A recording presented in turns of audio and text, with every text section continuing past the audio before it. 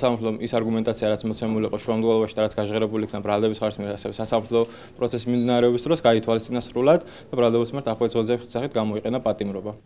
ადვოკატ გიორგი მდინარაძის ცემის ფაქტზე დაკავებულ ვაკე საბურთალოს პოლიციის განყოფილების ყოფილ უფროსს ლაშა კვირკვაიას სასამართლომ აღკვეთის ღონისძიების სახით 2 თვიანი წინასწარი პატიმრობა შეუფარდა. ბრალდებული ამ დრომდე თავს უდანაშაულოდ მიიჩნევს. ლაშა კვირკვაიამ პროტესტის ნიშნად შიმშილობა დაიწყო, რასაც მისი ჯანმრთელობის მდგომარეობის გაუარესება მოჰყვა. სასამართლოს გადაწყვეტილებით გასვლითი სხდომის ჩატარება გახდა საჭირო. ეს რესპუბლიკური საავადმყოფოს ერთ-ერთ პალატაში საქალაქო სასამართლომ ლაშა კვირკვაიას გამამტყუნებელი განჩინება გამოუტანა. ეს საქართველოს ისტორიაში პირველი პრეცედენტია, როდესაც პროცესი არა სასამართლოს შენობაში, არამედ საავადმყოფოში ჩატარდა. პროკურორ დავით ნეფარიძის განცხადებით, სასამართლომ დაზარალებული მხარის მიერ წარმოდგენილი მტკიცებულებები განიხილა და მოთხოვნა სრულად დააკმაყოფილა. მტკიცებულების რაც შეეხება, ეს გახლავთ როგორც დაზარალებული ჩვენები, ასევე იმ არასწლოვანი ბრალდებული პირის ჩვენება და მისი მამის ჩვენება, გიორგი მდინარაძის მეუღლის ჩვენება, სხვა ადვოკატების ჩვენები, რომლებიც გარეთ იმყოფებოდნენ და ეროდებოდნენ გიორგი მდინარაძეს, ასევე საგამოძიებო და საპროცესო მოქმედებები. ბრალდებულის ადვოკატი კობა კობახიძე მიღებულ გადაწყვეტილებას უსამართლოს უწოდებს.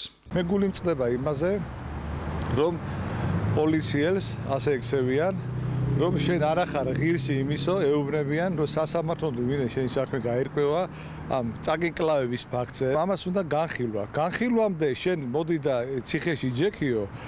ამისთვის წარმატებულ პოლიციას, რომელსაც უამრავი მადლობა აქვს, რამდენი ხანი უმსახურია განყოფილის უფროსად დანიშნეს, არ შეიძლება.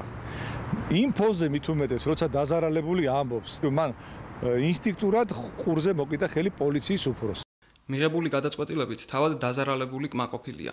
თუმცა იგი პოლიციის სხვა თანამშრომლების დასჯასაც მოითხოვს. სასამართლოს გადაწყვეტილება, რომ იქნებოდა ასეთი პატიმრობა, ნამდვილად ველოდი, ვინაიდან ერთადერთი სწორი და სამართლიანი გადაწყვეტილება იქნებოდა ეს.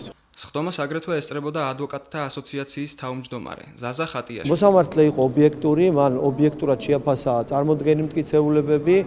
მინდა ვთქვა, რომ პროკურორმა საკმაოდ ცლად ისაუბრა და დაასაბუთა ბრალდებულისაგან მოწმეებზე შესაძლო ზემოქმედება. აქედან გამომდინარე, მოსამართლემ მიიღო ერთადერთი ობიექტური გადაწყვეტილება. დაკავებული რესპუბლიკურ საავადმყოფოში ამ დრომდე რჩება. ექიმების თქმით, იგი მედიკამენტების მიღებასა და შესაბამის მკურნალობაზე უარს აცხადებს. მდგომარეობა ამჟამად დამაკმაყოფილებელია, მაგრამ აღენიშნება სითხის დეფიციტი ამ შიმშილობის გამო. რამდენიმე დღის წინ ადვოკატმა გიორგი მდინარაძემ პროკურატურას განცხადებით მიმართა, რომელშიც ვაკე საბურთალოს სამმართველოს მეხუთე განყოფილების სამართალდამცველებს მის მიმართ ფიზიკურ შეურაცხყოფაში ადანაშაულებდა. ადვოკატის მტკიცებით, ცემის მიზეზი თავის დაცვის ქვეშ მყოფ არასრულწლოვანთან დაკავშირებით არჩეული სტრატეგია, კერძოდ კი დუმილის უფლების გამოყენება გახდა. გიორგი მდინარაძის ცემის ფაქტზე გამოძიება თბილისის პროკურატურაში სისხლის სამართლის კოდექსის 323 მუხლის მესამე ნაწილით მიმდინარეობს, რაც სამსახურებრივი უფლებამოსილების გადამეტებას გულისხმობს და თავისუფლების აღკვეთას 5-დან 8 წლამდე ვადით ითვალისწინებს.